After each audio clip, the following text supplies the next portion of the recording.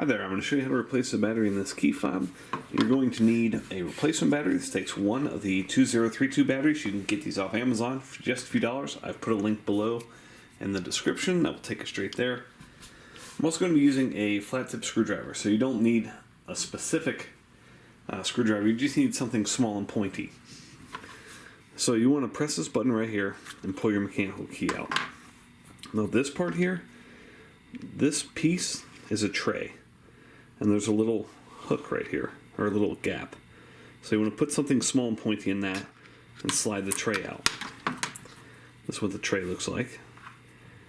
Push out, you can use your screwdriver here, push out the dead battery.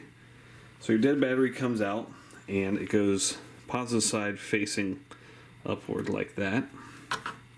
And then it slides back in this orientation. Press that in. Put your physical key back in, and you're all set. Hope that was helpful. Make sure you hit that thumbs up button.